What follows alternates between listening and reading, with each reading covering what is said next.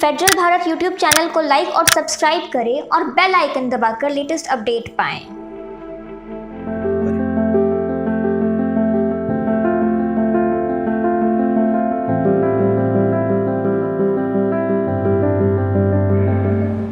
कि कभी पत्ते कभी तिनके कभी खुशबू उड़ा लाई, कभी पत्ते कभी तिनके कभी खुशबू उड़ा लाई।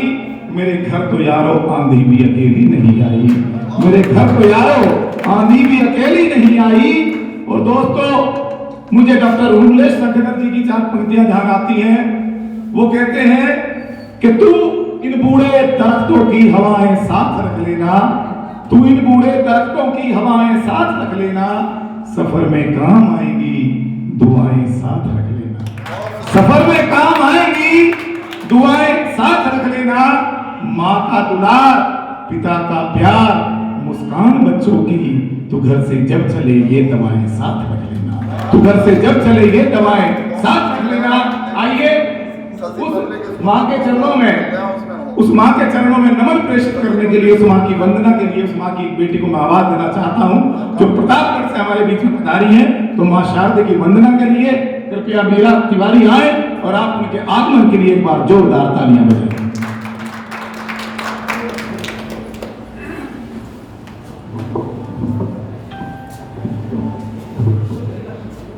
सबसे पहले तो मैं दादा को बधाई दे दूं, आज उनका जन्मदिन है और बड़ा अच्छा लगता है जब बुजुर्गों का जन्मदिन मनाया जाता है, वरना अब तो प्रेम ही खत्म होता जा रहा है। तो दादा मैं बहुत बहुत प्रणाम करती हूँ आपको और आपको बधाई देती हूँ। प्रतापगढ़ जिले से मैं आई हूँ चल करके आप जैसे सुधी श्रोताओं के बीच में कुछ कविता पाठ करने के लिए। आप सबका आशीर्वाद मिले, माँ की वंदना के लिए आदेश हुआ है। मैं सभी मंच पर आसीन श्रेष्ठ कवियों को नमन करते हुए मैं माँ की वंदना अर्पित करती हूँ। सुनिएगा। वीणा मधुर बजा दो माँ, वीणा मधुर बजा दो, वीणा मधुर बजा दो माँ, वीणा मधुर बजा दो। मैं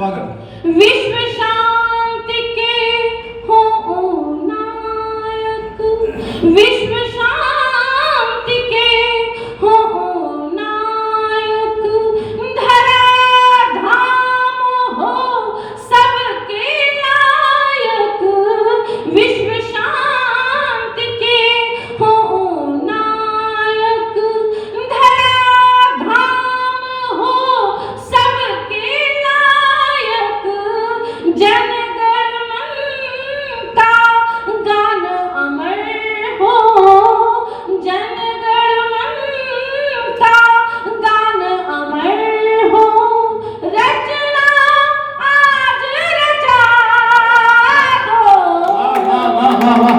मेरा मधुर बजा दो माँ, मेरा मधुर बजा दो, मेरा मधुर बजा दो, मेरा मधुर बजा दो। कि इस परमपिता परमात्मा ने सभी गुण, सभी कलाएं मनुष्य को और पशु को बराबर की दी है। खाना पीना, भागना, सोना, रोना। गाय का बछड़ा बीमार हो जाए, गाय की आंखों में आंसू निकल आते हैं, लेकिन हंसने का जो वरदान है वो केवल और केवल मनुष्य को दिया, किसी पशु को नहीं दिया। इसलिए कल आपको अपने अपने मोहल्ले की किसी गली में कोई गधा हंसता हुआ दिखाई दे, कौन गधा, तो समझ लेना उसकी मनुष्य बनने की प्रक्रिया शुरू हो चुकी है। और अगली बात फांसी रोक सके तो रोक कर दिखाना। अगर गधा हंसता हुआ दिखाई दे तो समझ लेना उसकी मनुष्य बनने की प्रक्रिया शुरू हो चुकी है। और हंसने वाली बात हो, ठहाका लगाने वाली बात हो और आदमी मनहूस बन के बैठा रहे तो समझ लेना उसकी वो बनने की प्रक्रिया बजाओ। और मैं तो अक्सर कह दिया करता हूं कि हंसने की बात और बंदा ना हंसे। इसकी आवाज थोड़ी कम कर, गूंज रही है, आवाज कम कर थोड़ी सी, और इको बंद कर दे, इसकी इको बंद कर दे बिल्कुल। हाँ, हेलो, हाँ, कि हंसने की बात और बंदा ना हंसे तो समझ लो नसीब से गरीब है। चाहे कोठी 10 करोड़ की है, उसमें उल्लास नहीं है, उमंग नहीं है, हंसी नहीं है, तो वो कोठी नहीं है, वो केवल पत्थरों का एक ढांचा है। कि हंसने की बात और बंदा ना हंसे तो समझ लो नसीब से गरीब है। हंसता तो वो है प्यारे जो अपनों के करीब है, अपनों के सपनों के करीब है। आइए मैं प्रथम कवि को आवाज देता हूं और प्रथम कवि हमारे बीच में योगेंद्र सुंदरयाल योगी से आरंभ करते हैं।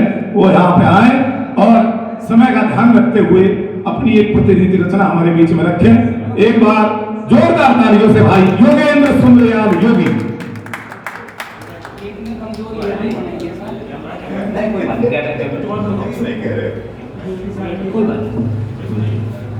मां शारदा को नमन करता हूं। आदरणीय संत जी को बहुत बहुत शुभकामनाएं प्रेषित करता हूं। और समय की बात है, बस मेरी समझ में नहीं आ रहा कहां से पढ़ूं। 4 पंक्ति यहाँ यूं अर्पित करता हूं। संत जी के सम्मान में 4 पंक्ति पढ़ता हूं साहब। उमड़ते मेघ को जैसे सुलगती बू तरसती है, किनारों की प्रतीक्षा में कहीं नावें भटकती हैं, हजारों पथ में मिलते हैं, जाने भी अजाने भी, कोई व्यक्तित्व होता है जिसे आंखें तरसती हैं, होता है जिसे आंखें तरसती हैं।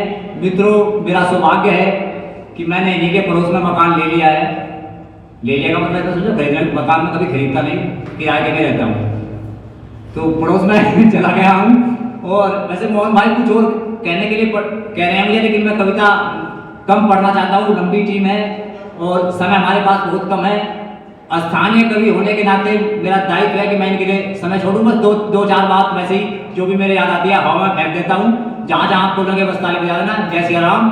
कि सीना लंबा चौड़ा न सही, मोहन भाई बस अपने वजूद की बात करता हूँ, अपने लेने की बात कर देता हूँ। कि सीना लंबा चौड़ा न सही, बाजू भी ढीली ढाली है। कि सीना लंबा चौड़ा न सही, बाजू भी ढीली ढाली है। कुछ और भले मेरे पास ना हो, पर बात तो मर्दों वाली है। बाजू भी ढीली ढाली है, कुछ और भले मेरे पास ना हो, पर बात तो मर्दों वाली है। और हमने बर्बाद किया दिल को, हमने बर्बाद किया दिल को, तब गीत चले हैं बहारों के। ध्यान रखिए साहब, जो नीम की ईंट जो होती है ना, उसी पर सब टिके होते हैं, भले उनका नाम ना हो, हम जैसे लोग हैं। कि हमने बर्बाद किया दिल को, तब गीत चले हैं बहारों के। जब बीज मिला है मिट्टी में, तब पौधों पर हरियाली है। कुछ और भले मेरे पास ना हो, पर बात तो मर्दों वाली है। और एक बात और कह दूं, जो बड़े लोगों में हमें अंतर है, बड़े लोग क्या, तथाकथित बड़े लोग, कि तू एक समंदर गहरा सा है रत्नों की खान बड़ा, कि तू एक समंदर गहरा सा है रत्नों की खान बड़ा। दो बूंद भले हम पानी की, पर प्यास बुझाने वाली है। कुछ और भले मेरे पास हो, पर बात तो मर्दों वाली है। और अंतिम दो पंक्ति पढ़ूंगा मैं, जितना मुझे समय का ध्यान कहा जाता है उसमें से भी आधा कट कर देता हूं, बस अंतिम दो पंक्ति। उससे पहले एक प्रकरण, मूलतः जिस क्षेत्र का मैं हूं, चंद्रमणि चंदन जी और मैं दो यहाँ उत्तराखंड के लोग बैठे हैं। मैं तो खैर तथाकथित उत्तराखंड का हूं, गया भी बहुत कम हूं, लेकिन फिर भी चूंकि मेरी पैतृक भूमि वही है, वहीं से एक बात बताता हूं। मेरे क्षेत्र के जसवंत सिंह रावत के बारे में वर्मा जी बिल्कुल सत्य घटना है, केवल टिप्पणी कभी वाली नहीं है। जब 1962 में चाइना का और भारत का युद्ध हो रहा था, तो हजारों की संख्या में चाइना के सैनिक थे और वो बंदा अकेला था। कर्नल ने कहा भाई हम 2-3 लोग रहेंगे, तुम वापस चले आओ। सब 3-4 जो सैनिक थे सब वापस आए। उन्होंने कहा सर मैं जीते जी वापस नहीं आऊंगा, अकेला हूं कोई बात नहीं, जब तक जिंदा हूं तब तक चीन के सैनिकों को भारत की सीमा में तो नहीं घुसने दूंगा। और कहते हैं, मेरे नाम ध्यान नहीं, 2 लड़की थी वहां उसके आसपास के गांव की। उन 2 लड़कियों को कहा बेटे बस तुम इस मशीन गन पर खड़े खड़े हो जाना। उन्हें दूर से लगा कि भाई यहाँ भी सैनिक खड़े हुए हैं। 3 मशीन गन उसने लगाई और आपको जानकर हैरत होगी, 72 घंटे तक वो लड़ता रहा, हजारों सैनिक मारे और चाइना के सैनिकों को अंदर नहीं आने दिया। आज भी कहते हैं एकमात्र इस देश में सैनिक है, आप गूगल पर सर्च कर लेना, जिसे मरने के बाद 1962 में वो शहीद हुए थे, आज तक भी मरने के बाद भी पूरी तनख्वाह दी जाती है पेंशन के नाम पे, एकमात्र सैनिक है। तब मैंने उठाया कि अरुणाचल प्रदेश की घटना थी, तब मुझे ऐसा लगा कि अरुणाचल प्रदेश में जो सबसे पहले सूरज दिखाई देता है, कहीं उन्हीं के लहू की लाली। तब मैंने कहा कि हम छोटे हैं तो क्या हुआ, हम छोटे हैं तो क्या हुआ, अपनी बलिदानी फितरत है, जिस जगह हमारा लहू गिरा उस जगह पे अब तक लाली है। कुछ और भले मेरे पास ना हो, पर बात तो मर्दों वाली है। कुछ और भले मेरे पास ना हो, पर बात तो मर्दों वाली है। जय हिंद, जय भारत, धन्यवाद साहब।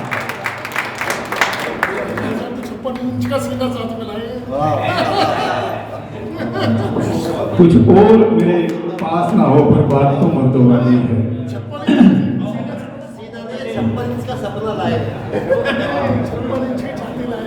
भाई योगी जी ने बहुत शानदार रचना पढ़ी, बहुत बहुत धन्यवाद। आइए यात्रा को आगे लेके चलते हैं। शहीद की बात की, 4 पंक्तियां मुझे ध्यान आई। बिहार में एक घटना घटी, एक सैनिक का शव तिरंगे के 3 पावन रंगों में लिपट कर आया, तो एक वहां के स्थानीय विधायक वहां पहुंचे, तो मीडिया वाले ने पूछा कि आप एक शहीद का दर्शन कर रहे हैं, आपको कैसा महसूस हो रहा है? आप होते, मैं होता तो ये कहते कि ये हमारा सौभाग्य कि आज हमने एक शहीद के दर्शन किए। पर उस बदतमीज नेता ने कहा कि आदमी तो मरने के लिए ही फौज में भर्ती होता है। शायद आपको ध्यान हो, ऐसा हुआ था। कुमार मनोज इटावा के 4 पंक्तियों की ध्यान आती है, बहुत बढ़िया। उन्होंने लिखा कि अगर शहीद की आत्मा जवाब देती तो क्या जवाब देती, शहीद की आत्मा जवाब देती तो क्या जवाब देती। उन्होंने कहा कि प्यार भरपूर गया, मांग का सिंदूर गया, नन्हे नोने हालों की लंगोटियां चली गई। प्यार भरपूर गया, मांग का सिंदूर गया, नन्हे नोने हालों की लंगोटियां चली गई। भाई की दवाई गई, भाई की पढ़ाई गई, बाप की दवाई गई, छोटी छोटी बेटियों की चोटियां चली गई। ऐसा विस्फोट हुआ जिसका पता ही नहीं, जाने कहां बिखरी थी बोटियां चली गई। आपके लिए तो एक आदमी मरा है साहब, किंतु मेरे घर की तो रोटियां चली गई, किंतु मेरे घर की तो रोटियां चली गई। आइए उन शहीदों के चरणों में जो कहीं आज स्वर्ग का ताज बने बैठे हैं, उनके चरणों में अपने शत प्रणाम प्रेषित करते हुए अगले कवि को मैं आवाज देना चाहता हूं। हमारे बीच में जिन्होंने गीत पर भी पूरा अधिकार है और प्रतिगीत, हास्य प्रतिगीत पर भी पूरा अधिकार है, हास्य पैरोडी पर भी पूरा अधिकार है। ऐसे बढ़िया शानदार और जानदार गीतकार पिछले 30 वर्षों से मेरे मित्र डॉक्टर कृष्णकांत मधुर जी हमारे बीच में है। मैं चाहूंगा एक दो पैरोडी पढ़े और एक गीत पढ़े जोरदार तालियों के साथ डॉक्टर कृष्णकांत मधुर।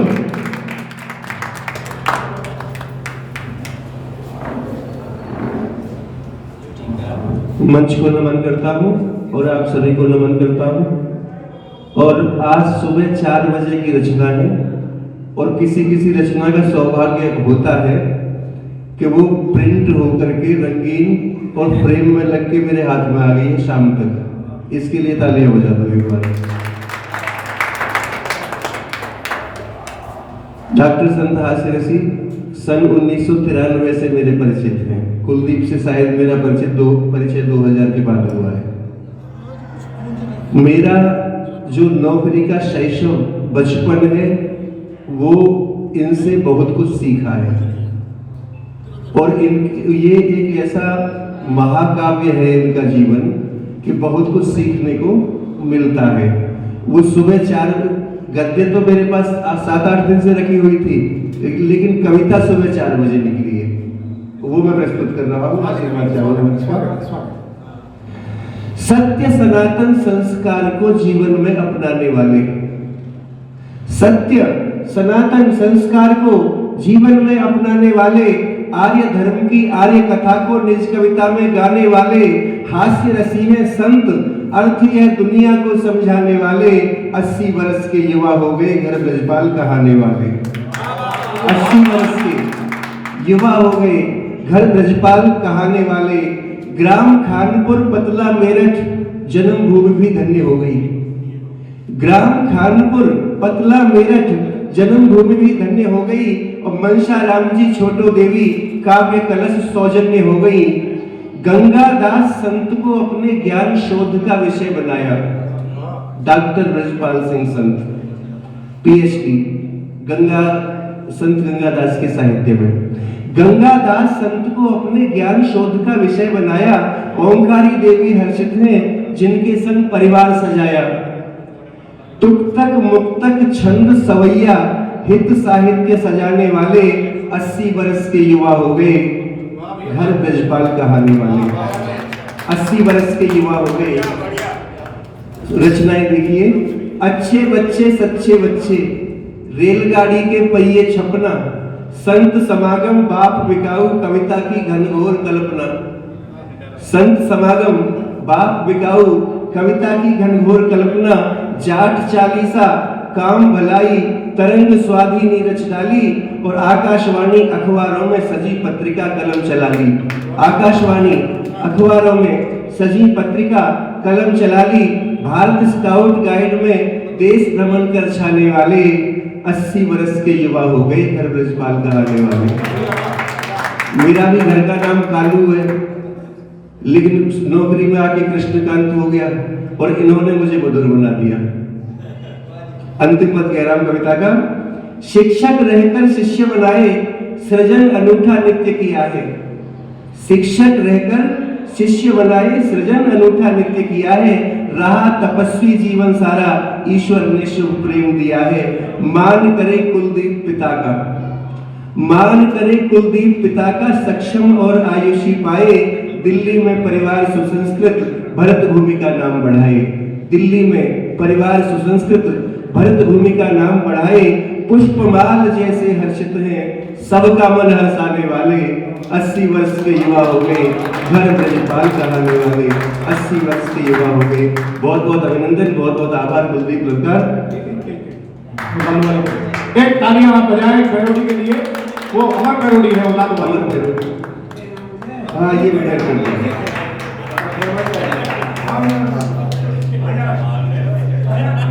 इसकी हमिंग मत कर। हेलो भाई बोलो से आप सभी को भी ये कविता समर्पित की जाएगी। यहाँ 50 कॉपियां रखी हुई है।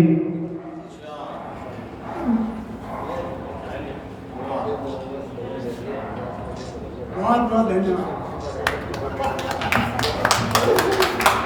बहुत बहुत धन्यवाद। शुभम वो पैरोडी मधुर जी।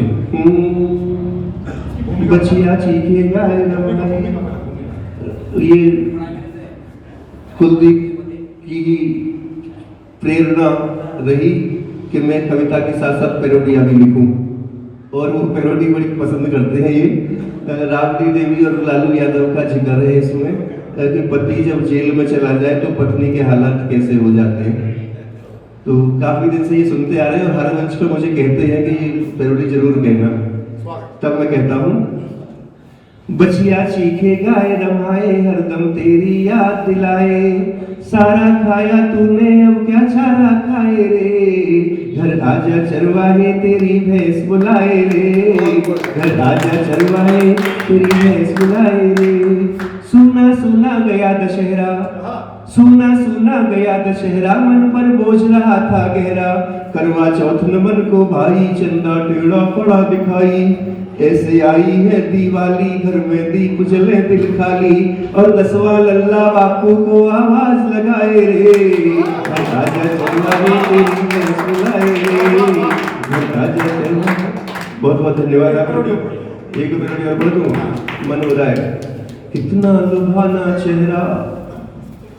देखिए, चित्र और चरित्र दो अलग अलग चीजें हैं। चित्र पर माला पहनाई जाती है, चरित्र को भी माला पहनाई जाती है, लेकिन स्थितियां किस प्रकार को परिवर्तित होती है वो मैंने गाने की कोशिश की है। 25-30 साल का कविता का सफर है मेरा, और जो अनुभवजन्य है वो मैंने कहने की कोशिश की है। पुरानी कविता सुनाता हूँ। कितना लुभाना चेहरा, हम लोगों को समझ जाओगे देखो कारस्तानी, हम लोगों को समझ जाओगे देखो कारस्तानी, इतना माल बचाते हैं होती सबको हैरानी, बिना हाजमोला खा जाते चारा खादर पानी, घोटालों धंधे कालों में कोई नहीं है शानी, फिर भी दिल है हिंदुस्तानी, फिर भी दिल है हिंदुस्तानी। थोड़े खिलाड़ी हैं थोड़े पिलाड़ी,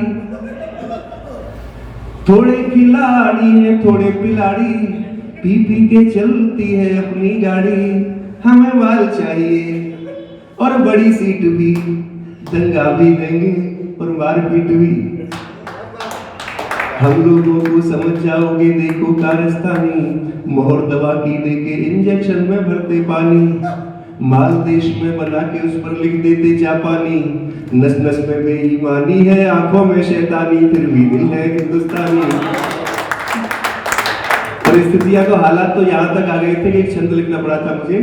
शिष्टाचारियों ने शिष्टाचार बेच कर खाया, भ्रष्टाचारियों ने हर फन बेच डाला है, शिष्टाचारियों ने शिष्टाचार बेच कर खाया, भ्रष्टाचारियों ने हर फन बेच डाला है, आम आदमी ने बेच डाली इंसानियत, गुरुजी ने निज ज्ञान धन बेच डाला है, फाइल चलाने को लेता है घूस अफसर, पुलिस ने लाशों का कफन बेच डाला है, स्वागत विदेशी कंपनी का करो शान से कि अपनों ने अपना वतन बेच डाला है, अपनों ने अपना वतन बेच डाला है। और अंतिम 4 पंक्तियां कह रहा हूँ। ये स्थितियां क्यों पैदा हुई?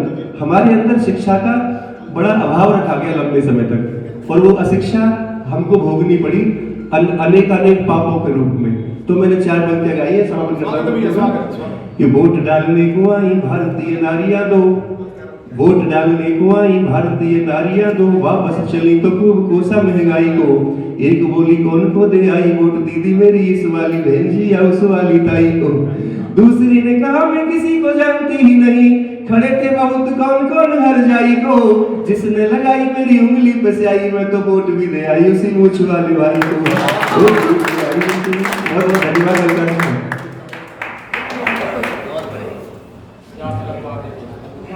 जी बिल्कुल, मैं तो वोट दे आई उसी मूछ वाले भाई को। एक बार तालियां बजा दें, बहुत बढ़िया रंग जमाया भाई मधुर जी ने। आइए सीधे सीधे, क्योंकि आज वो इतना समय नहीं है कि कवि के लिए ज्यादा भूमिका बनाई जाए, मैं सीधे सीधे मैं कवि को आवाज दूं। तो भाई चंद्रमणि चंदन जी अगर मेरी आवाज सुन रहे हो, मैं एक छोटी सी बात बता दूं उनके बारे में कि आप योग में बहुत महारत हासिल है, हमारे योग के प्रधान हैं, अध्यक्ष हैं इस क्षेत्र के, और बड़े ही प्यारे गीतकार हैं, सहज इंसान हैं। इनके लिए केवल यही कहा जा सकता है कि बेहतर से खूब, खूब से बढ़कर तलाश कर बेहतर से खूब से बढ़कर तलाश कर। दरिया अगर मिले तो समंदर तलाश कर, दरिया अगर मिले तो समंदर तलाश कर। शीशे तो सदा पत्थरों से टूटते रहे, शीशे से टूट जाए वो पत्थर तलाश कर। एक बार जोरदार तालियां। मां शारदे को प्रणाम करता हूँ, आप सबकी उपस्थिति को वंदन करता हूँ। क्योंकि यहाँ मंच पर भी बहुत प्रबुद्ध लोग हैं और सामने भी बहुत विद्वान लोग बैठे हैं, तो उनके सामने कुछ कहते हुए मुझे बड़ा अजीब सा लगता है। और अगर मैं कहीं कुछ भूल जाऊं या कविता में कोई त्रुटि हो जाए तो निश्चित आप मुझे माफ़ कर देंगे, और ये माफ़ करने के लिए एक बार शुरू में तालियां बजा देंगे, इजाज़त देंगे तो शायद मैं कर पाऊंगा। और मैं इस मंच का सबसे छोटा कवि हूँ।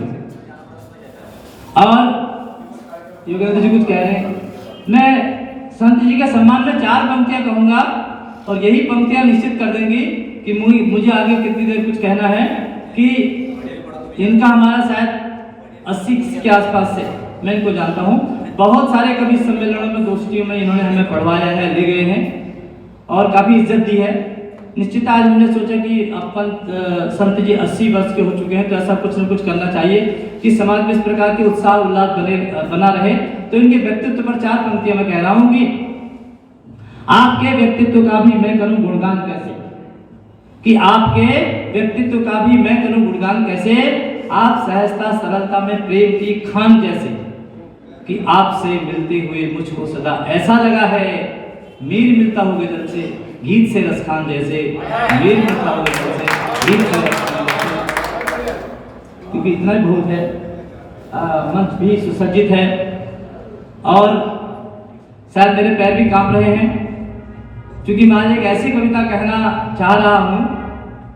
साथी जी कह रहे थे कि इस कविता को जरूर पढ़ दियो, चाहे कुछ हो या ना हो। यह कविता विशुद्ध रूप से श्रृंगार की कविता है और मुझे पता नहीं यहाँ श्रृंगार की कविता आगे होगी या नहीं होगी, मुझे नहीं पता, लेकिन यह कविता मेरे जीवन की कविता है और योग की कविता है। प्राय श्रृंगार को हम नारी से तुलना करते हैं, लेकिन यह कविता जहां तक जाती है, एकमात्र कवित्री मीरा जी यहाँ पर बैठी हैं और मैं उन्हीं के चरणों में ये कविता अपनी रखता हूँ। सुनिएगा कि शब्द कुछ ऐसे ऐसे हैं, इसलिए शुरू में आप मुझे माफ कर देंगे तो अच्छा रहेगा। कि रूप सी तू अप्सरी, कि रूप सी तू अप्सरी, तेरा मृदुल सरी, कि तेरा तन श्याम रंग, कि तेरा तन श्याम रंग, चंचल मन भ्रुकुटी भंग, तन से झरता पराग, दीप जले अंग अंग। कि तीखी चितवन तेरी, कि तीखी चितवन तेरी, जैसे अकलवती, रूप सी तू अप्सरी, तेरा मृदुल सरी। कि गीत तेरे मदिर मदिर, कि गीत तेरे मदिर मदिर, ताल बोले सुथिर सुथिर, पग पग पर बज उठते तेरे नुपुर रुचिर। कि निकसी तू रूप सी, कि निकसी तू रूप सी, लय का आवरण ची, रूप सी तू अप्सरी, तेरा मृदुल सरी। और साहब वो करती क्या है सुनिएगा। कि बिखराती तू पराग, कि बिखराती तू पराग, जैसे हो जिसके भाग, कि कानों में रस घोले भंवरों का प्रेम राग। लिपटे हैं बार बार, कि लिपटे हैं बार बार, आकर तुझसे सभी, रूप सी तू अप्सरी, तेरा मृदुल सरी। बहुत धन्यवाद। आगे गीत सुनेगा कि साथी जी को तो इस गीत का आशीर्वाद प्राप्त है, इसलिए मेरी हिम्मत कर भी गई कि जब बड़े बड़े कवि कह रहे थे कि ठीक है इसको सुना देना, तो अगला पद सुनेगा कि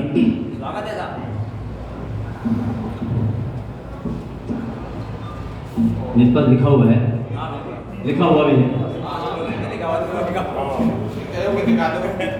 क्योंकि नया गीत दिखाया ना इसलिए। कि बीत गई काली रात, कि बीत गई काली रात, छाया सुंदर प्रभात, कि बीत गई काली रात, छाया सुंदर प्रभात, किरणों के छूते ही मस्ती में झूमेगा, आनंदित रोम रोम देख मिटी मन की पीर, रूप सी तू अप्सरी तेरा मृदुल शरीर। और इसका अंतिम बंध है कि वो है क्या, उससे हमें मिलता क्या है। निरंतर साधना से यहाँ प्रीतम जी बैठे हैं, कई वर्षों से साधना कर रहे हैं। इस सृष्टि की रचयिता, उसकी साधना में आप सब लोग लगे हैं, रच रहे हैं, लिख रहे हैं, साधना कर रहे हैं। तब उसको पढ़ता हूं कि तुझ में बसते हैं रात, कि तुझ में बसते हैं रात, तुझ में खिलते हैं पात, कि पाएगा जो तुझको उसके जागेंगे भाग, कि तेरी पूजा में रत, कि तेरी पूजा में रत मीरा तुलसी कबीर, रूप सी तू अप्सरी तेरा मृदुल शरीर। और मित्रों, क्योंकि मुझे अपनी मर्यादाएं पता है और मैं जानता हूँ मुझे कितना पढ़ना है, इस सारे कार्यक्रम को, इस तरह के कार्यक्रम यदि जमुनावार में हो तो ये जमुनावार का सौभाग्य होगा, क्योंकि यहाँ बहुत सारे कवि हैं, कभी कोई का मौका दिया जाए, सभी को सुना जाए तो अच्छा रहेगा। और इसलिए ये कुलदीप जी को, संत जी को, योगेंद्र सुंदरियाल जी को, जिन्होंने भी इस कार्यक्रम का आयोजन किया, उनके नाम मैं एक छंद पढ़ता हूँ कि ये प्रेरित करते हैं समाज में, जीवन बांटते हैं, प्राण बांटते हैं, तब सुनेगा प्रेरणा का गीत क्या नहीं हो सकता, कि सबके जमाए पैर किसी के उखाड़े नहीं, हर मुश्किल हल करती है प्रेरणा, सबके जमाए रंग जो खिलाए अंग अंग बदरंग में भी रंग भरती है प्रेरणा, कि रोग हो या दुख दर्द भाव बाधा मिट जाए, आदमी की हर पीड़ा हरती है प्रेरणा, वाल्मीकि हो कि कालिदास चाहे तुलसी हो, अंत रंग हो करे उतरती है प्रेरणा। बहुत बहुत धन्यवाद।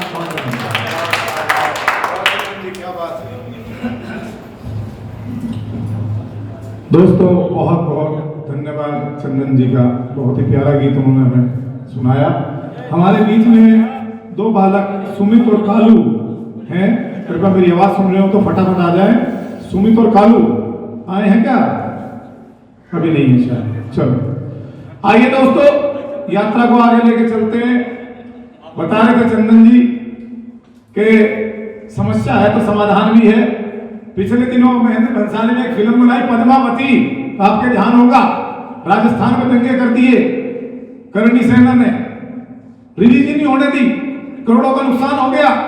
अब बढ़िया आदमी दिमाग लगाया, पद्मावती का पद्मावत कर दिया, फिल्म रिलीज होगी, करोड़ों वापस आ गए।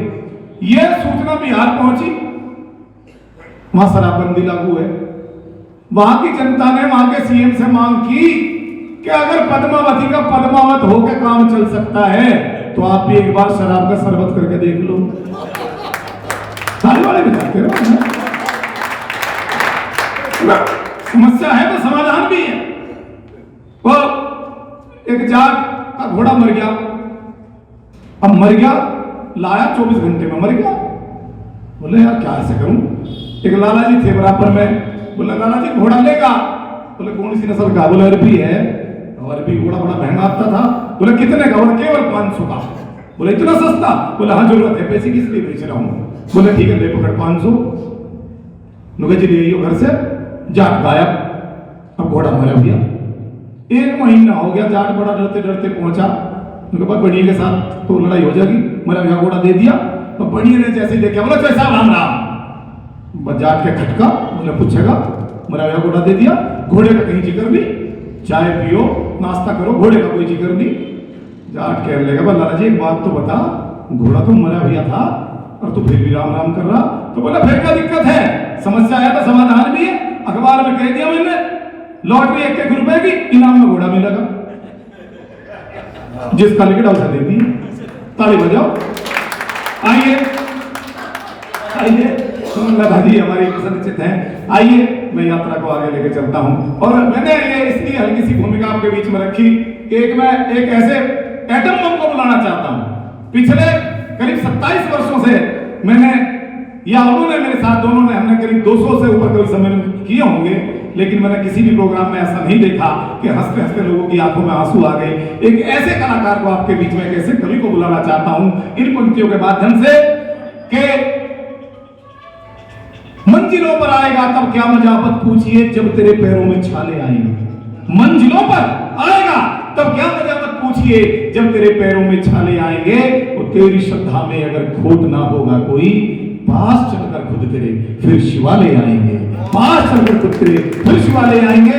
ऐसे हाथरस की हास्य की भूमि से हमारे बीच में भाई सबरस मुरसानी जी हमारे बीच में है। एक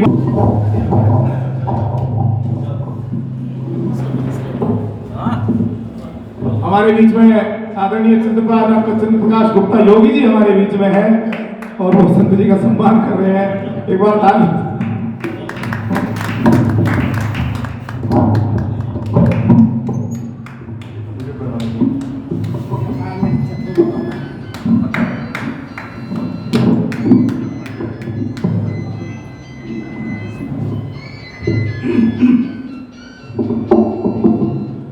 अब क्या आपके कानों में आकर कहूंगी ताली हो जाओ।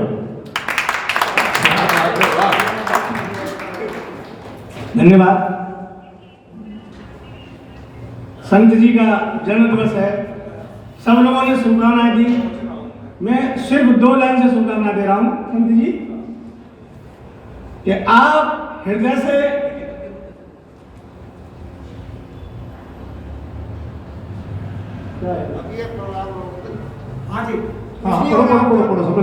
हृदय से थामना संत जी, हृदय से थामना संत जी, मेरी शुभकामना अनंत जी। मैं हास्य का कवि हूं, मैं चुटकुले भी सुनाता हूं, कविता भी सुनाता हूं, गीत भी सुनाता हूं, आइटम भी सुनाता हूं। अब मैं सब चीज सुनाऊंगा तो 2-3 दिन हो जाएंगे, इसलिए मैं 5 मिनट में और अपना जैसा भी आपको सुना रहा हूं। शलवारों पे धन बार दिया, शलवारों पे धन बार दिया, जुल्फों में खुद को फंसाया है, तब कहीं जाकर ये ब्याह मैंने हाँ तेरे संग रचाया है। वाह। शादी जो करी तुझ जैसी से कितना अकल का कच्चा था, शादी जो करी तुझ जैसी से कितना अकल का कच्चा था, अब समझा फेर लगा करके तुझसे तो रड़ुआ अच्छा था। शादी जो करी तुझ जैसी से कितना अकल का कच्चा था, अब समझा फेर लगा करके तुझसे तो रड़ुआ अच्छा था। ओ पत्नी मेरी क्यों जुल्म करे, तेरा कसम तो किसता रहता है। ओ पत्नी मेरी क्यों जुल्म करे, तेरा कसम तो किसता रहता है। तेरे बेलन की इस चक्की में ये हरदम पिसता रहता है, तेरे बेलन की इस चक्की में ये हरदम पिसता रहता है। तेरी चप्पल से पिट जावा, तेरी सैंडल से मिट जावा, तेरी चप्पल से पिट जावा, तेरी सैंडल से मिट जावा, मत इतना मुझको मार तू। देखो मैं ताली बजाने के लिए नहीं कहता हूँ, मैंने ताली बजाने का एक कोड वर्ड बना रखा है। जब मैं ऐसे करूँ समझ लो ताली बजानी। एक और रिहर्सल करते हैं। Thank you, I love you. Raja ji बताइए, मेरा जिंदगी का पहला कल्चर पॉइंट था मेरे गांव में, जब राजा जी आए थे तो मेरी पत्नी बोली कौन आ रहा है, राजा जी आ रहे हैं। बोले तुम्हारे भी राजा जी हैं क्या? मुझे अच्छी तरह याद है। तो मैं तब से आना जाना में प्रणाम करता हूँ और हम आपको सुनाएंगे। स्वागत है। अच्छा, एक दिन मैंने अपनी पत्नी से कहा, देवी मेरा मन कर, देवी मैं एक फिल्म बना रहा हूँ, तू हीरोइन बनेगी उसमें? बोली हाँ हाँ बनूंगी। तुम्हारी फिल्म में काम क्या करना है? मैंने कुछ नहीं, वो नदी है ना, नदी में जो पानी है 3 घंटे तक पानी के अंदर खड़ी रहना और कैमरामैन तेरी शूटिंग करता रहेगा। तो बोली काम तो अच्छा कर लूंगी, तुम्हारी फिल्म का नाम क्या है? मैंने कहा मेरी फिल्म का नाम है गई भैंस पानी में। अब भाई साहब विश्वास करो, कुप्पा हो गए, 2 दिन तक बोली नहीं, कुप्पा होकर के मुझसे फिर बोली, अच्छा ये बताओ इस घर में 5-6 दिन तक मैं तुम्हें दिखाई नहीं दूं तो तुम्हें कैसा लगेगा? दादा जब पत्नी घर में हो, अकेला पत्नी तो कितना अच्छा लगता है। तो मैंने कह दिया तू घर में मुझे दिखाई नहीं दे 5-6 दिन तक, 1 हफ्ते तक, तो मुझे तो बहुत अच्छा लगेगा।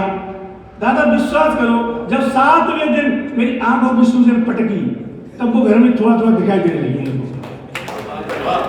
अब अगले दिन मेरे पास आई, मैं फिल्म बना रही हूँ, तुम हीरो बनोगे? नहीं बनूंगा। क्या काम करना है? बोली कुछ नहीं, वो नदी है ना, नदी से घर आना है, घर से नदी पर, नदी से घर पर, और कैमरा मैन तुम्हारी शूटिंग करेगा। मैंने कहा तेरी फिल्म का नाम क्या है? बोली धोबी का कुत्ता घर का नाम।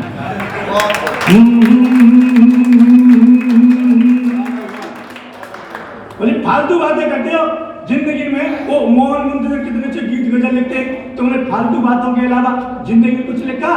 4 लाइन सुनाओ श्रृंगार की मेरे लिए। मेरी सुन, अच्छा मेरी पत्नी का रंग कैसा है? जैसा मेरा पेंट है। तो मैं कहता तू श्रृंगार कर गया और मैं 4 लाइन सुनाता हूँ श्रृंगार की। अब वो गई श्रृंगार करने, काले शरीर पर लाल साड़ी, लाल ब्लाउज, लाल चप्पल, लाल चूड़ियां, लाल बिंदी, लाल सिंदूर लगाकर बोली कैसी लग रही हूँ?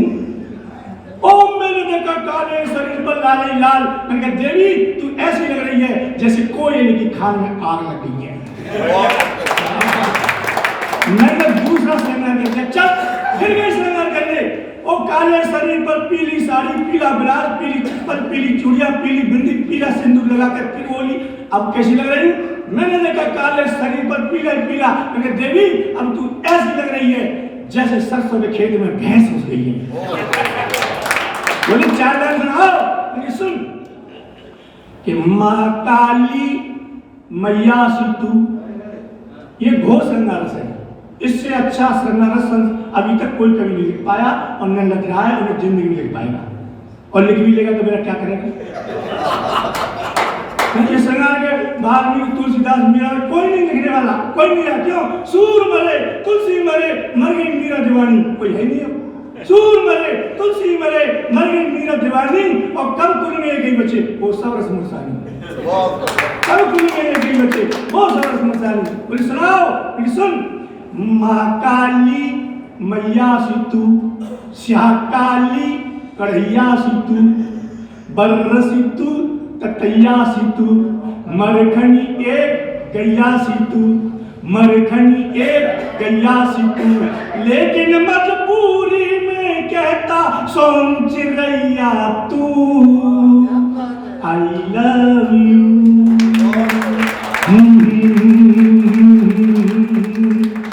एक बात बताऊं दादा, संसार में पति का सबसे बड़ा धन उसकी पत्नी होती है। पत्नी से बड़ा कोई धन नहीं होता, भले वो मेरा काला धन सही भाई, भले काला धन से 7 फेरों के बाद मिला है। 2 साल पहले नरेंद्र मोदी बोले भाइयों काले धन को बदल ले जाओ। मैं अपनी लुगाई को लेके पहुंच गया, बदलो मोदी जी बदलो। मोदी जी ने मेरी पत्नी को देखा और बोले मुझसे 50% लगेगा। 50% का नाम सुन के मुझे हंसी आ गई। मोदी जी बोले क्यों हंस रहा है? मैंने कहा मोदी जी 50 साल की, अब तो 25 साल की लेके जाऊंगा। वास्तव में देखो किसी नेता का मजाक नहीं देना चाहिए, किसी नेता का मजाक उड़ाना अच्छी बात नहीं है, लेकिन जो नेता देश का मजाक उड़ा रहा हो मैं उसकी मजाक उड़ाऊं तो कोई बुरी बात नहीं है। नेता है, हिंदी भी नहीं अच्छी तरह बोल पाते और वो देश चलाना चाहते हैं, हिंदी नहीं बोलना चाहते। एक नदी के पुल का उद्घाटन करना सोनिया गांधी को, अब वो गई नदी के पुल का उद्घाटन करने, तो वहां बोल रही जाकर के भाइयों मुझे बहुत खुशी हो रही है, आज हम नर्मदा के। पत्रकार बोला नर्मदा बोलो, नर्मदा मत बोलो, हिंदी नहीं जानते हो, देश चलाना चाहते हैं। फिर गई एक प्रदेश का उद्घाटन करने, नए प्रदेश का, तो वहां जाके बोली आज मुझे बहुत खुशी हो रही है क्योंकि आज हम एक नए प्रदेश तेल लगाना अब पत्रकार बोला तेलंगाना बोलो, तेलंगाना तेलंगाना मत बोलो।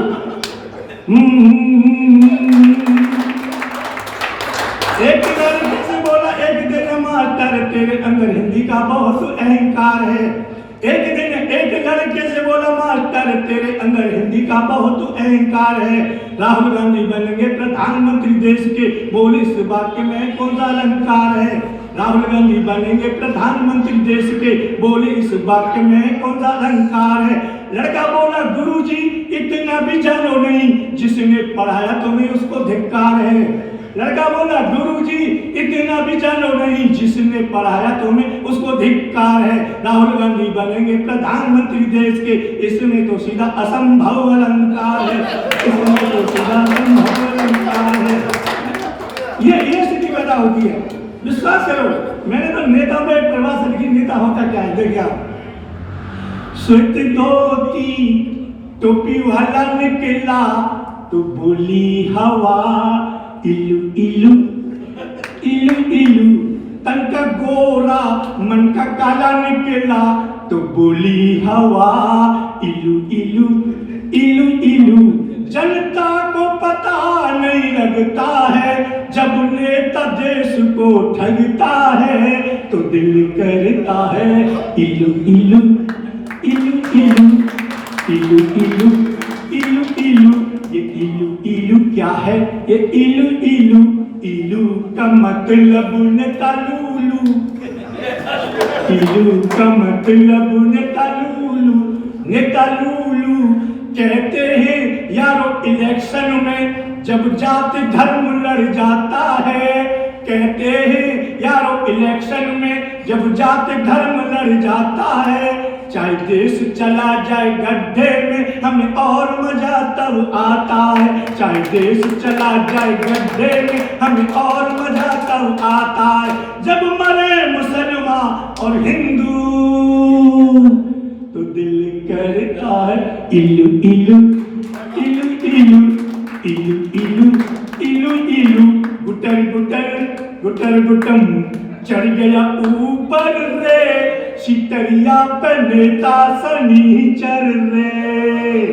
चढ़ गया ऊपर रे सितरिया पे, कुर्सिया पे सितरिया पे नेता फटीचर रे। मर गया वोटर रे, वोटरवा की दई के पोटरिया रे। आए चुनाव तो नंगा सा लगता, वोट जब मांगे भिख मंगा सा लगता। सबके ही पांव पड़ के सितरिया पे, कुर्सिया पे सितरिया पे नेता फटीचर रे। विधायक नहीं नालायक हूँ मैं, विधायक नहीं नालायक हूँ मैं। निकम्मा हूँ मैं, पिटने लायक हूँ मैं।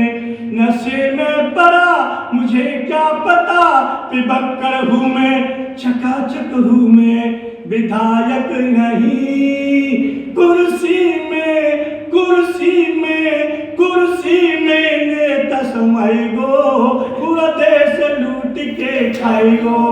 और कुर्सी में नेता समाएगो, पूरा देश लूट के खाएगो। मर गए हम तो इन भ्रष्टन पे, खद्दरधारी इन दुष्टन पे।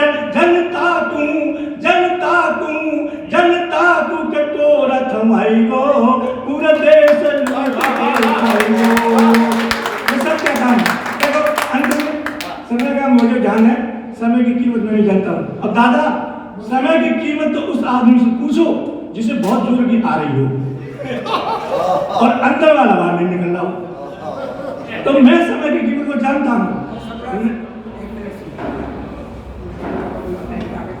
बहुत लोग हैं, आप तो केरल आपके दर्शन करने आए हम लोग, और भी कवि हैं। मैं ऐसे देखो, अब मैं बहुत सारे गीत लिखता हूँ और गीत लिखे बहुत सारे फिल्मों में, लेकिन वो किसी लिए नहीं, किसी ने तू ही रख अपने गीतों को।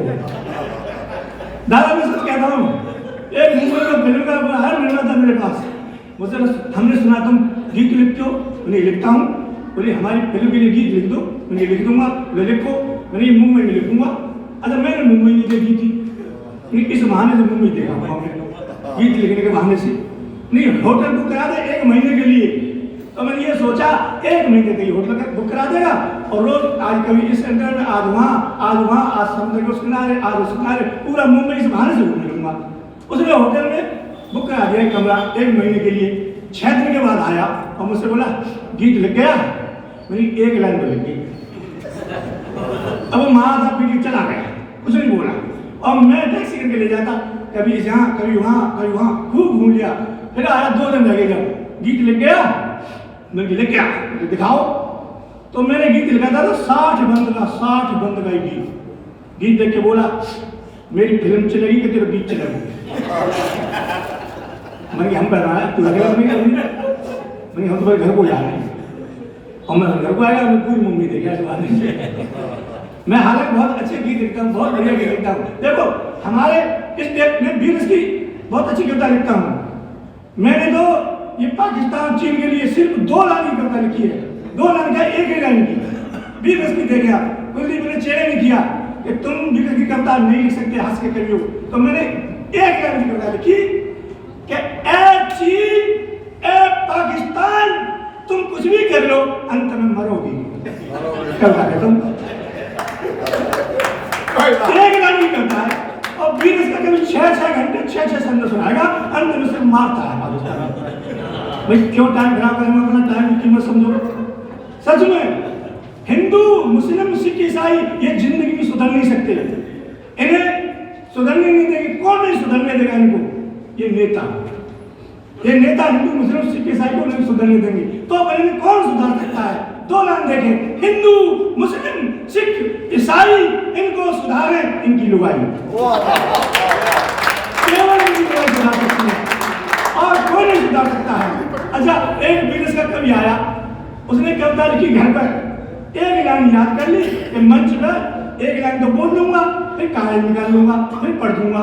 कागज पर लिख के और वो कागज की घड़ी करके घर पर तकिया के नीचे छोड़ाया कविता को।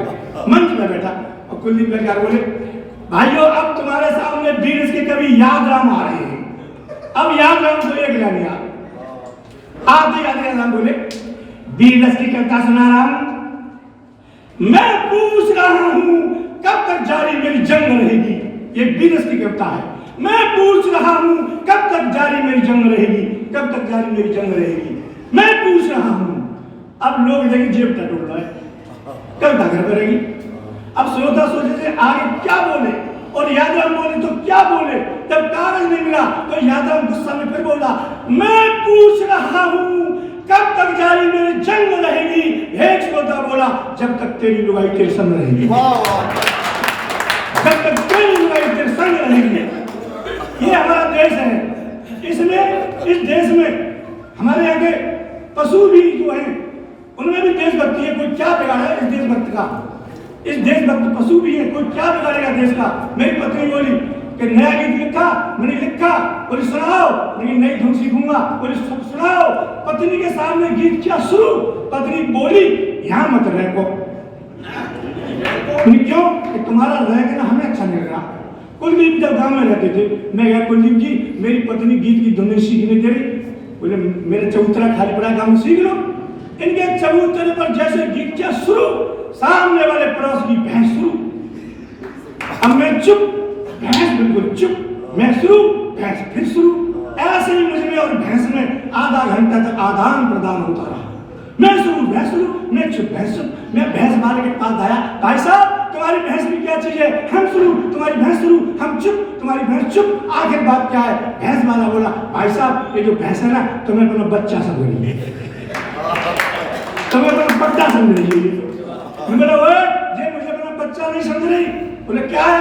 मैंने तेरी भैंस संगीतकार है, मैं गा रहा हूँ ये संगीत दे रही है। तो बोले कैसे? मैं संगीतकार है पुराने जन्म की। बोले संगीत दिलवाओ भैंस से। तो मैंने भैंस के सामने गीत गाया, हैरी जहां की प्रीत सदा मैं गीत वहां के गाता हूँ, भारत का रहने वाला हूँ, भारत की बात सुनाता हूँ। भैंस बोली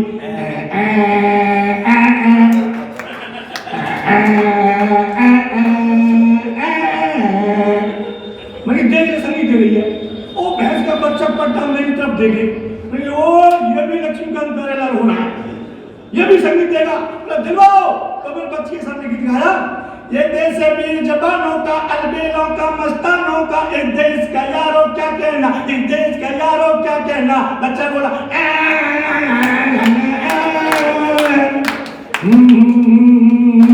थैंक यू।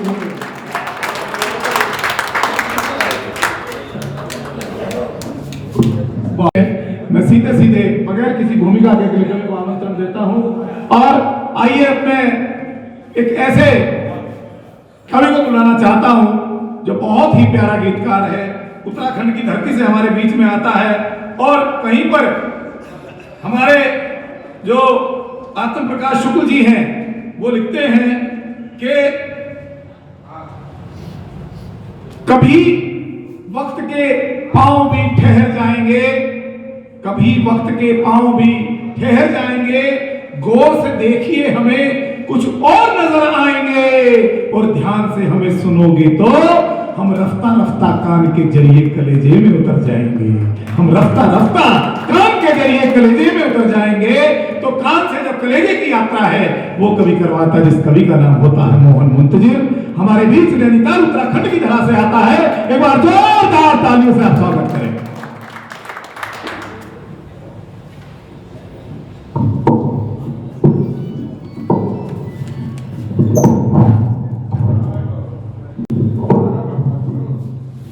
बाबूजी को जन्मदिन की ढेर सारी बधाइयाँ देता हूँ। अभी आप सभी ने हाथ से भी सुना,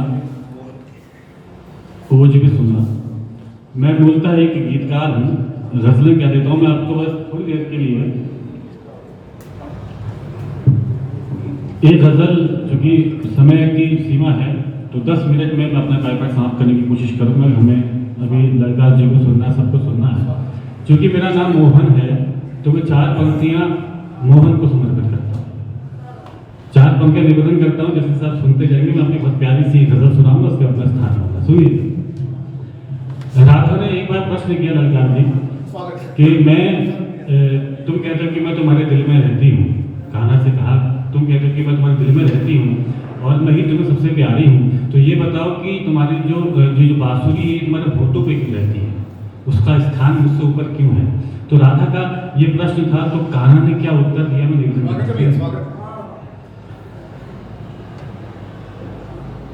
अंधियारे में राधे राधे भोर करे राधे राधे, अंधियारे में राधे राधे भोर करे राधे राधे, गोकुल में बरसाने में चहु ओर करे राधे राधे, गोकुल में बरसाने में चहु ओर करे राधे राधे। इसीलिए ये मुरली राधा तुमसे ऊपर रहती है, जब भी अधरों पर रखता हूँ शोर करे राधे राधे, जब भी अधरों पर रखता हूँ शोर करे राधे राधे। मेरा मन है कि आप लोग बहुत अच्छा सुन रहे हैं। कवि सम्मेलन हम कवि लोग हर रात को पढ़ते हैं, आज मेरा मन कविता सुनाने का है, कवि सम्मेलन नहीं। तो 4 पंक्तियां और निवेदन करता हूँ। मैंने एक प्रार्थना की है कान्हा से, वो सुनिएगा। जैसा जैसा द्वापर युग में था वैसा फिर कर दो ना, जैसा जैसा द्वापर युग में था वैसा फिर कर दो ना, हर दिल में भगवान बिठा दो और मन मंदिर कर दो ना, हर दिल में भगवान बिठा दो और मन मंदिर कर दो ना, गांधारी पुत्रों को कृष्णा फिर समझाने आ जाओ, जितने भी झूठे नेता हैं उनको युधिष्ठिर कर दो।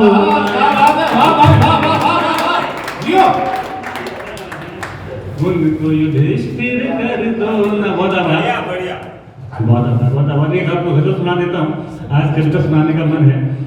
गजल आप जैसे अभी यहाँ पैरोडी पढ़ी जा रही थी, गीत पढ़ा जा रहा था, उस वक्त आप लोग आपस में बात कर रहे थे तो चल रहा था, लेकिन गजल एक बड़ी नाजुक सी विधा है।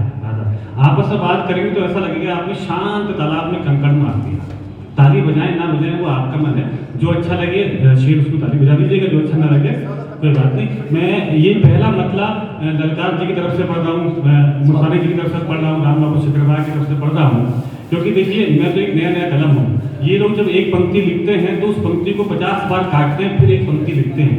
मैं तो एक पंक्ति लिखता हूँ, उसी को मैं सही कर लेता हूँ। ठीक है, 4 ये मतलब मैं मंच की तरफ से आपको बताता हूँ। गजल का मतलब, गजल आपको यहाँ से कोई और सुनाएगा नहीं, मैं सुनाता हूँ। देखिए ललकार जी, स्वागत। 2 तरह की रचनाएं होती हैं, एक अलग और एक अच्छी। जो अच्छी रचना होती है वो जरूरी नहीं कि अलग हो, लेकिन जो अलग रचना होती है उसके 99% चांस होते हैं कि वो अच्छी होती है। स्वागत। एक अलग आपको गजल सुनाता, सुनिएगा। जाने क्यों जहन खपाने में मजा आता है, मजा आता है। ये मंच की तरफ से, कवियों की तरफ से सुनिएगा। जाने क्यों जहन खपाने में मजा आता है, मजा आता है। जाने क्यों जहन खपाने में मजा आता है, जाने क्यों जहन खपाने में मजा आता है। शेर लिख लिख के मिटाने में मजा आता है। बहुत अच्छा सुन रहे हैं, बहुत अच्छा सुन रहे हैं आप तो अदब की हिफाजत करते हैं, साहित्य तो सैल्यूट करता हूँ। आप ऐसे लोग हैं जो ये गजल की जिंदा है, वरना तो ये सब दम तोड़ रहे हैं धीरे धीरे। शेर लिख लिख के मिटाने में मजा आता है, मजा आता। एक शेर आपको सुनाता हूँ। जिंदगी की राहों में अगर चलते चलते कभी लड़खड़ा जाओ तो इससे पहले कि कोई और आपको उठाए, आप कोशिश कीजिए कि आप खुद उठ जाए। अब एक मजा और लीजिएगा, शेर देखिएगा।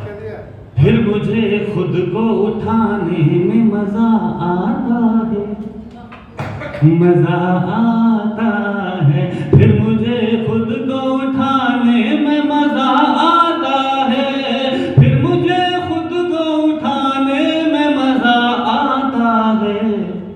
इसलिए ठोकरे खाने में मजा आता है। एक में लोग कहते हैं कि प्रेम की कोई सूरत नहीं होती है, प्रेम सिर्फ महसूस किया जाता है। इस हवाले से शेर सुनेगा, सुनिए।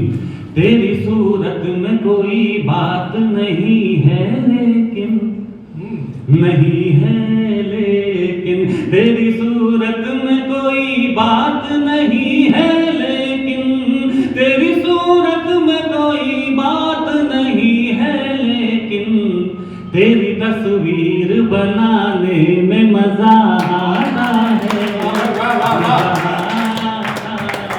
तेरी तस्वीर बनाने में मजा आता है। अब प्रेम क्या है, एक डेफिनेशन और सुन लीजिएगा, सुनिए। चाहता मैं भी नहीं देखे वो मुड़कर मुझको, मुड़कर मुझको। चाहता मैं भी नहीं देखे वो मुड़कर मुझको, चाहता मैं भी नहीं देखे वो मुड़कर मुझको। सिर्फ आवाज लगाने में मजा आता है, सिर्फ आवाज लगाने में मजा आता है, मजा आता। एक शेर सुनेगा, ये ऐसे लोग शायद आपको इस लॉकडाउन के दौरान ऐसे लोग आपको भी मिले होंगे। एक शेर सुनेगा, ये 3 शेर इसमें फिलोसफी के हवाले से होंगे। ललकारी सुनेगा, स्वागत। सुनिए। कुछ तो एहसान किया करते हैं बस इस कारण, बस इस कारण। कुछ तो एहसान किया करते हैं बस इस कारण, कुछ तो एहसान किया करते हैं बस इस कारण। उनको एहसान जताने में मजा आता है, मजा आता है। उनको एहसान जताने में मजा। एक शेर सुनेगा जो मेरा एक पर्सनल अनुभव है, वो शेर मैं आपके साथ साझा करता हूँ, सुनेगा। दूर हो जाती है हाथों की थकन पल भर में। ये शेर मैं आदरणीय विधायक जी के हवाले से, आदरणीय विधायक जी के हवाले से आप तक पहुंचाता हूँ। कुछ लोग ऐसे भी होते हैं जो दिन भर की थकन ऐसे दूर करते हैं। सुनेगा, ये ताली आप विधायक जी के लिए बजाएगा, ये शेर आपको अगर अच्छा लगेगा, सुनिए। दूर हो जाती है हाथों की थकन पल भर में, थकन पल भर में। दूर हो जाती है हाथों की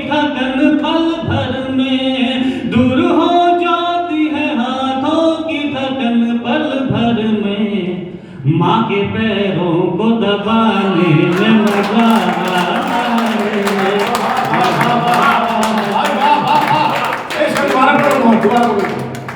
सरकार जी ने बहुत लगा इसके बाद शेर अच्छा हुआ, मैं निवेदन करता हूँ सुनेगा।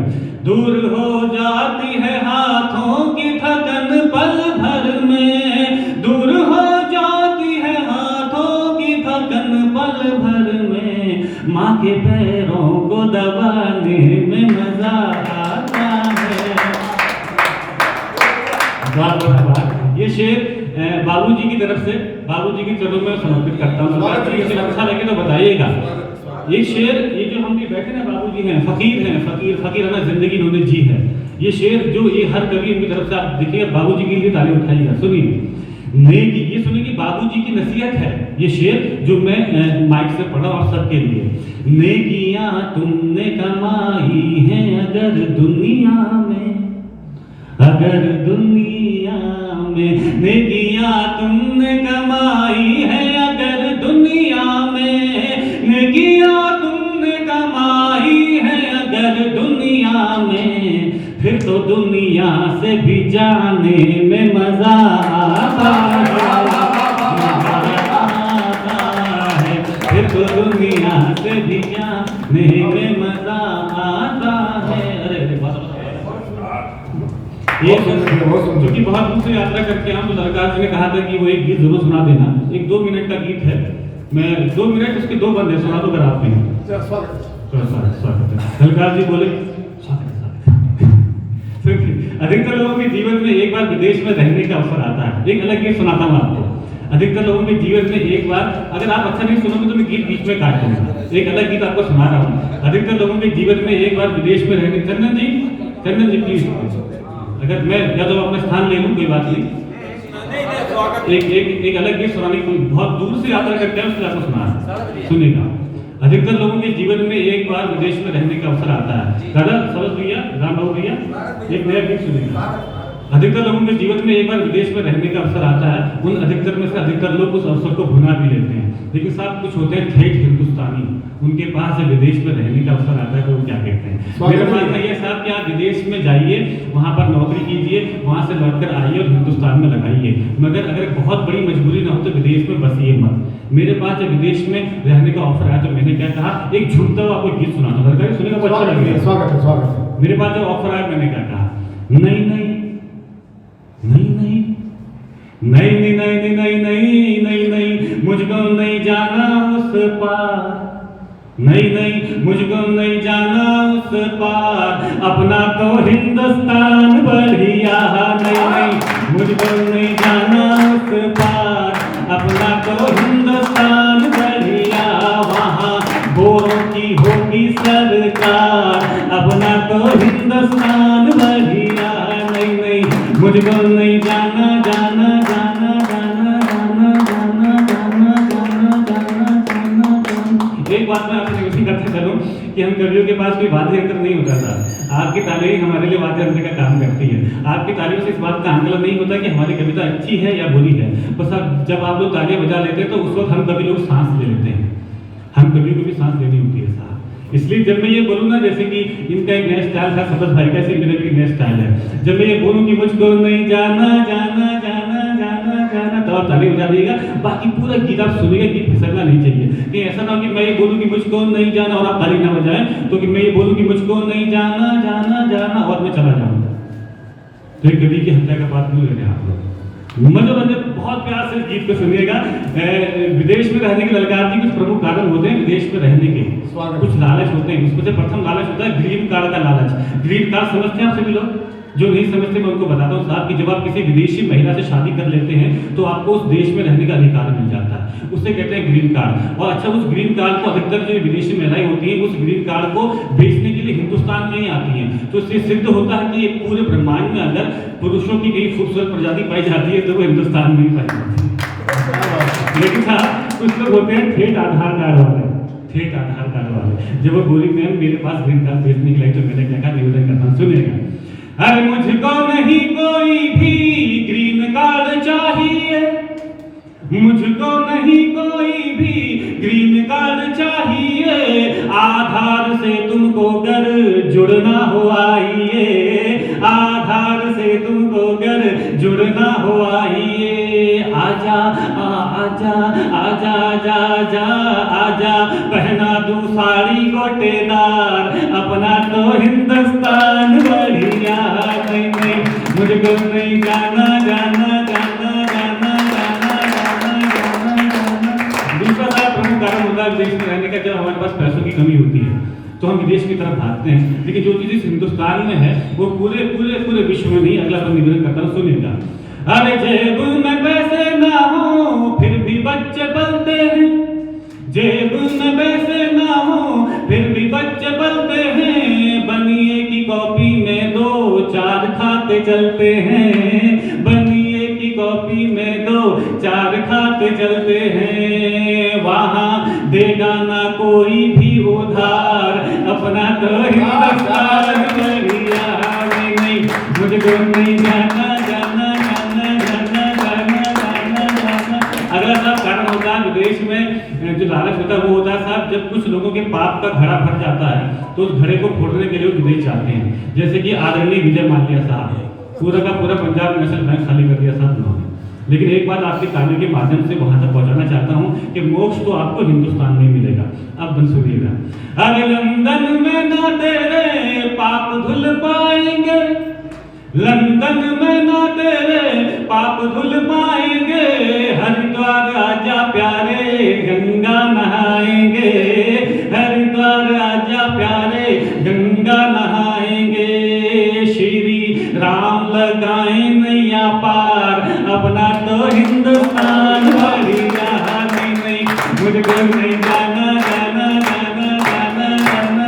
गीत का अंतिम पद निवेदन करता हूँ, उसके बाद अपने स्थान लेता हूँ। जैसे स्वागत कहता वैसे विदा कर दीजिएगा। मैंने इस अंतिम पद में ईश्वर से प्रार्थना की है, अगर वही प्रार्थना आपकी प्रार्थना भी हो तो तालियां बजाइएगा, झूठी तालियां मत बजाइएगा। निवेदन करता हूँ, सुनिएगा। इस आखिरी पद में मैंने ईश्वर से प्रार्थना की। मंच में विशेष ध्यान। अरे जय हिंद बोलूं मेरी किस्मत में लिख देना, जय हिंद बोलूं मेरी किस्मत में लिख देना, अगला जन्म भी मालिक भारत में लिख देना, अगला जन्म भी मालिक भारत में लिख देना। मेरा मेरा मेरा मेरा मेरा मेरा ध्वज हो तिरंगा हर बार, अपना तो हिंदुस्तान बढ़िया। नहीं नहीं मुझको नहीं जाना जाना जाना जाना जाना जाना जाना जाना। जितेंद्र महाजन जी हमारे बीच में हैं। मैं चाहूंगा इस अवसर पर वो अपने मुखारबिंद से कुछ शब्द कहें। भाई जितेंद्र महाजन जी का तालियों से उनका सम्मान।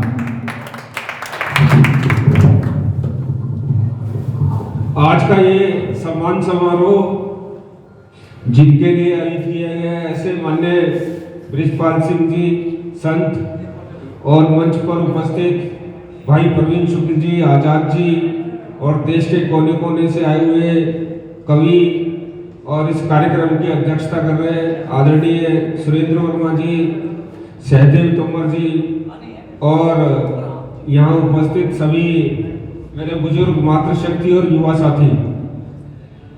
बाबूजी से मेरा परिचय बहुत पुराना है। मैंने एक बार देखा कि एक व्यक्ति अशोक रोड के ऊपर अपने एक साथी को लेकर चाय बांट रहा है और चाय पिला रहा है और साथ में ये कह रहा है कि इस बार देश हित में हम सबको वोट करना है। और मेरा बाबूजी से परिचय नहीं था, मैं बाबूजी शायद इस बात ध्यान भी नहीं हुआ, मुझे लगा यार ये व्यक्ति कौन है। और तब ये ध्यान में आया कि ये एक ऐसे व्यक्ति है कि जिन्होंने कवि तो हैं मगर मेरे देश के प्रति क्या जिम्मेवारी है ऐसे भी समय समय पर निभाने वाले ऐसे बाबूजी से मेरा उस दिन पहली बार परिचय हुआ। और मेरे मन में एक भाव आया कि शायद ये बीजेपी समर्थक है इसलिए कर रहे हैं, क्योंकि तब एक आह्वान था कि जगह जगह पर चाय बांटनी है और लोगों को ये आह्वान करना है कि देश हित में इस बार वोट करना है। तो मुझे लगा ऐसा होगा। फिर कुछ 4-6 महीने 8 महीने बाद तो कोई एक बात दिखी तो बाबूजी ने मेरे को फिर पकड़ा। जो डीटीसी में बाबूजी है उनके यहाँ पर कुर्सी डालकर बैठे हुए, तो उसमें मुझे किसी बात पर डांटा। तो मुझे लगा कि यार ये व्यक्ति तो बीजेपी वाले तो नहीं है, मगर एक बात ध्यान में आई, मन में ध्यान में आई कि ये व्यक्ति जो है ये वास्तव में देशभक्त है और जिस बात के लिए जो बात ठीक है उस बात को ठीक कहते हैं, जो बात गलत दिशा में जा रही है तो कान पकड़कर ये कहने की क्षमता भी इस व्यक्ति के अंदर है कि ये बात गलत है। और एक ऐसे कवि आप जिनको काव्य पाठ करते हुए सोचना नहीं पड़ता, पता नहीं वाणी कहाँ से निकलती है और ऐसा लगता है कि भाई जो बात है वो मन कह रहा है, मुख नहीं कह रहा, वो मन कह रहा है और लगातार कह रहा है और बिना रुके कह रहा है। तो ऐसे हमारे बाबूजी हैं। तो मैं आज उस अवसर पर उन्होंने 80 वर्ष पूरे किए। सबसे पहले तो मैं भाई कुलवीर जी का धन्यवाद करता हूं कि इन्होंने मुझे बुलाया। पार्क में मैं घूम रहा था, मैं और मलिक साहब, तो मेरा परिचय शायद 60% था। मलिक साहब ने मेरा इस परिवार से जो परिचय है वो 100% करवाया। और बाबूजी के आज ही अवसर पर बाबूजी दीर्घायु हो, शतायु हो और इसी प्रकार हमको अपना आशीर्वाद देते रहे। और आप जो बात बाबूजी कहते हैं, आप अगर भारत माता की जय भी कहते हैं तो आपका जो जोश है वो हमें एक नई प्रेरणा डालता है। और आप कवि भी हैं और कवि जो बात कहता है, जैसे भाई साहब ने काव्य पाठ कहा, तो जो बात हम लोगों को समझने में मान लीजिए कि 2 घंटे लगता है, पर कवि की वाणी से वो 2 मिनट में बात सबके पूरे समाज के समझ में आ जाती है। तो एक बार पुनः आप इसी प्रकार हम सब लोगों के बीच में अपने काव्य पाठ के माध्यम से, अपनी वाणी के माध्यम से इसी प्रकार हम लोगों को जगाते रहे, ऐसी मैं भगवान से प्रार्थना करता हूँ। एक बार पुनः आपके अच्छे स्वास्थ्य के लिए मैं भगवान से प्रार्थना करता हूँ। धन्यवाद।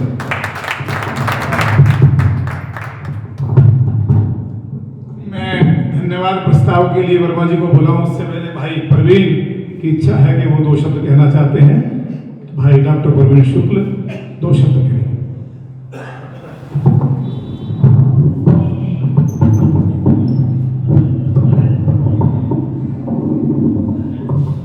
मित्रों,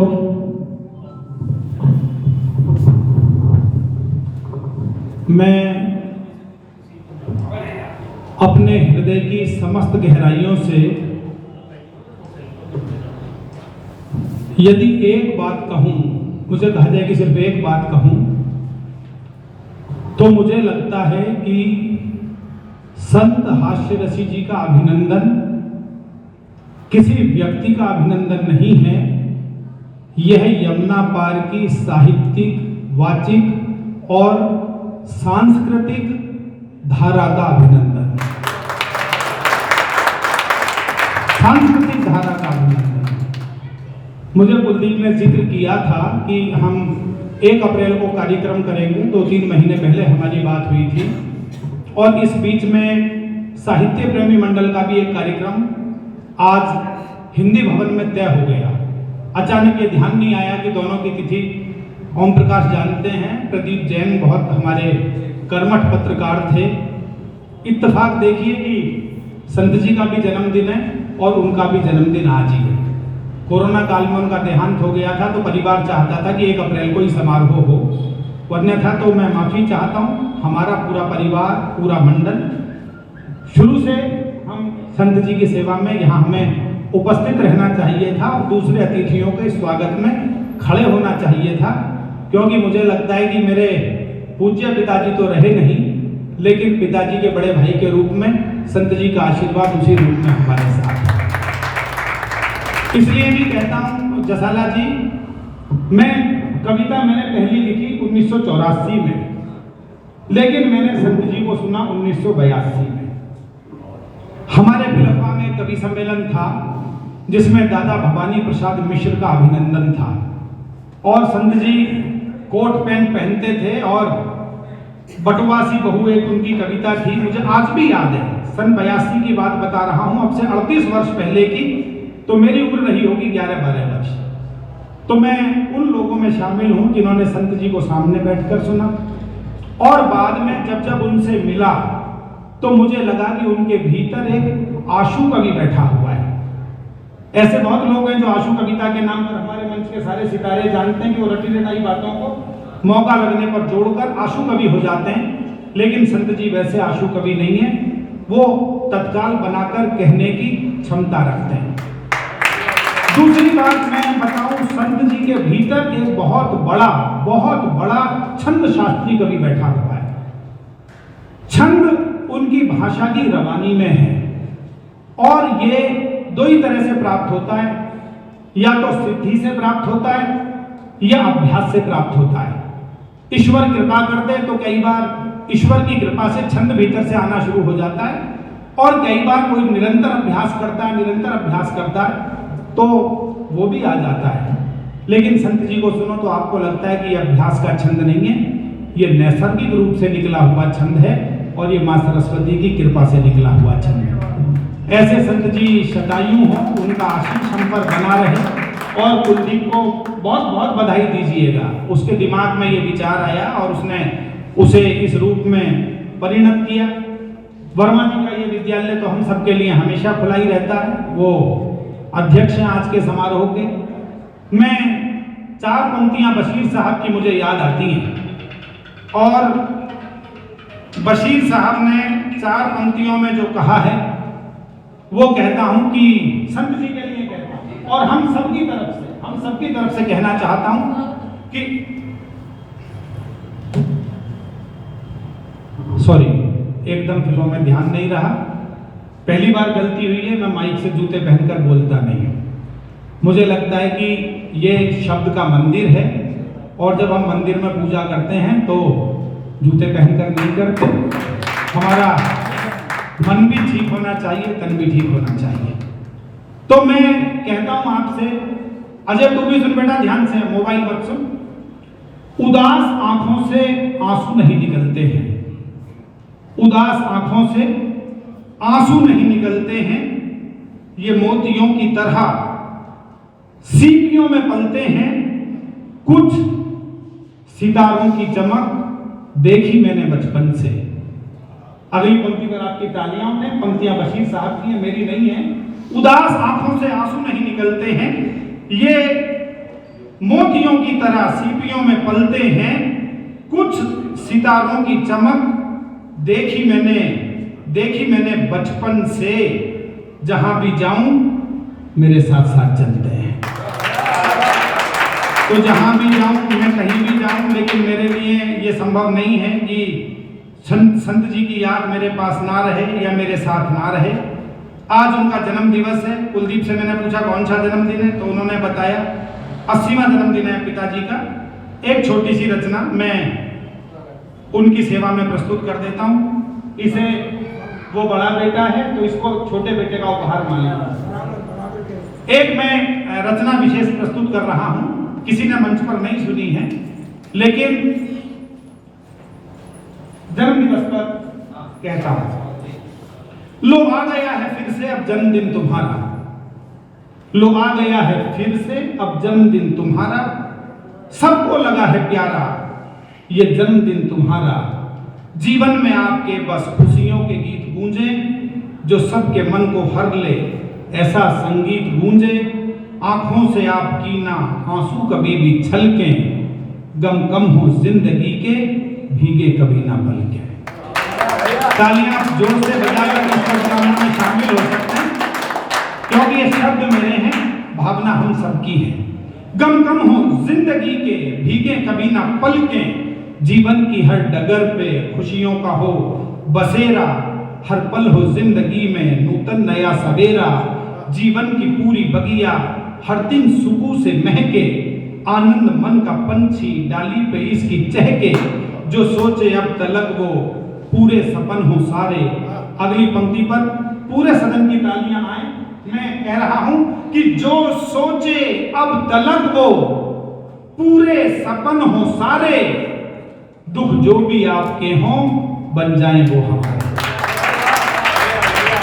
जो सोचे अब तलक वो पूरे सपन हो सारे, दुख जो भी आपके हों बन जाएं वो हमारे। जीवन के कंटकों में गिरना नहीं संभलना। और अगली पंक्ति मैं चाहता हूं, संत जी जिस फक्कड़ फकीरी को जीते हैं वो ही उनकी पहचान है, इसलिए अगली पंक्ति में कहता हूं कि जीवन के कंटकों में गिरना नहीं संभलना, चाहे ये दुनिया बदले पर तुम नहीं बदले। संत जी जैसे हैं उसी रूप में हमारे गौरव है और यही उनकी पहचान है। चाहे ये दुनिया बदले पर तुम नहीं बदलना। जीवन में सच्चे साथी मिलते हैं मुश्किलों से, पतझड़ में फूल जैसे खिलते हैं मुश्किलों से। ईश्वर ने अपनी सारी सौगात तुमको दी है। फिर अगली पंक्ति पर आपका मन मिले। ईश्वर ने अपनी सारी सौगात तुमको दी है। जो देता ना किसी को वो बात तुमको दी है। ईश्वर ने अपनी सारी सौगात तुमको दी है। जो देता ना किसी को वो बात तुमको दी है। जो मिल गया है उसको रखना संभाल कर तुम। एहसास रूपी पंछी को दिल में पाल कर तुम। लब पे तुम्हारे हर पल खुशियां ही मुस्कुराएं। है संत जी को हर पल हम सब की ये दुआ। बहुत बहुत उनको शुभकामनाएं, बहुत बहुत बधाइयां। वो खुश रहें और हमें आशीर्वाद देते रहें। इसी में उनकी सार्थकता है और इसी में ईश्वर उनके आशीष छाया में हम सबको सुरक्षित रखे और वो आशीष छाया बने रहे। गोस्वामी तुलसीदास ने बहुत बड़ा ग्रंथ लिखा है और आज के कलियुगी संत ने भी एक ग्रंथ लिखा है। उस ग्रंथ को देखिए। वो ग्रंथ में भेंट कर रहा हूँ प्रवीण शुक्ल को और ग्रंथ को ये ग्रंथ लिखा है संत जी ने, भेंट कर रहा हूँ मैं। ये कलियुग के संत हैं, ऐसे ग्रंथ लिखेंगे। बहुत बहुत धन्यवाद एक बार प्रवीण के लिए, आप ताली बजा दें। दिल की भावना के जो शब्द निकलते हैं वो शब्द थे ये। आइए अब हम समापन की तरफ चलते हैं और मैं 4 पंक्तियां कह करके साधुवाद के लिए नहीं इसलिए कहनी पड़ेगी कि अगर आप नहीं होते तो आज का आयोजन नहीं हो पाता, कि वो खुद ही नाप लेते हैं बुलंदी। हमारे सुरेंद्र वर्मा जी इस स्कूल के चेयरमैन, कि वो खुद ही नाप लेते हैं बुलंदी आसमानों की। परिंदों को नहीं तालीम दी जाती उड़ानों की। महकना और महकाना सिर्फ है काम खुशबू का। खुशबू नहीं मोहताज होती कदरदानों की। एक बार वर्मा जी के लिए तालियां, तो धन्यवाद के लिए कृपया माइक पर। धन्यवाद मित्रों। वैसे मेरा स्वास्थ्य ठीक नहीं था कि मैं इतना लंबा समय यहाँ पर दे सकूं,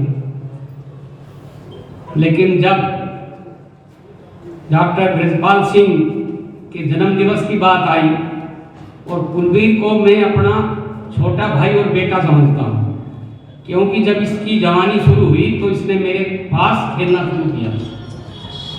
अब मुझे पहले तो सबसे पहले दादा मंगल नसीब जी का अचंबा हुआ जब सारे कवि और गजल वाले पैर छूने लगे उनके।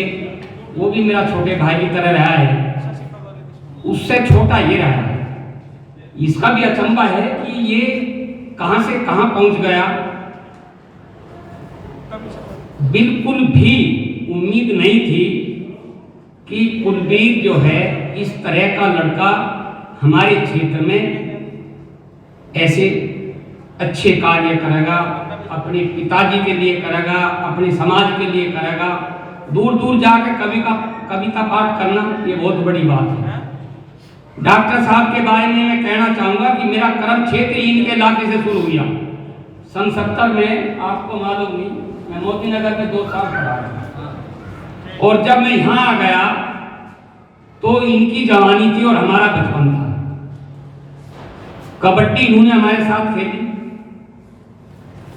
और वो बहुत सारी क्रियाएं एक्टिविटीज में साथ रहे, चाहे स्काउट की हो या और कोई हो, लेकिन इनका आशीर्वाद हमेशा बनता रहा। मैं हिंदी साहित्य सम्मेलन का एक सदस्य हूं और प्रवीण जी ने आके जो यहाँ पर इस अभिनंदन समारोह का जो सम्मान बढ़ाया है, मैं पूरे अपने आप ही हिंदी साहित्य सम्मेलन को बहुत बहुत धन्यवाद देता हूं कि वो उगते हुए पौधे को एक वृक्ष के रूप में देखना चाहते हैं। इनकी महानता है, क्योंकि जो शुक्ल जी थे वो जब शुक्ल जी ने एक काम शुरू किया है साहित्य सम्मेलन को, कवियों को, गजल गाने वालों को कोई नहीं जानता था। तो जिस तरह शुक्ल जी एक स्तंभ थे, उसी तरह संत जी भी थे, लेकिन कुछ घरेलू कार्य ऐसे रहे कि ये अपने को ज्यादा इधर उधर नहीं ले जा सके। हमारे विधायक जी आए जिन्होंने 4 चांद लगाए, बहुत सारे कवि बैठे हुए हैं, किस किस के नाम ले में, हमारे भाई सहदेव जी बैठे हुए हैं, पी.के. आजाद और जसाला जी, सब लोग यहाँ पे आए हैं। इस समारोह का सम्मान बढ़ाया है। जो चले गए उनके लिए भी और जो बैठे उनके लिए भी मैं शशि पब्लिक स्कूल की तरफ से दिल की गहराइयों से बहुत बहुत धन्यवाद देता हूँ। और मैं दोनों संस्था, मुझे नहीं पता इनकी संस्था है, मुझे तो ये पता कि ये कवि है। आने वाले जब 80वां जन्मदिन मेरा होगा तो मेरा भी मनाइए। धन्यवाद।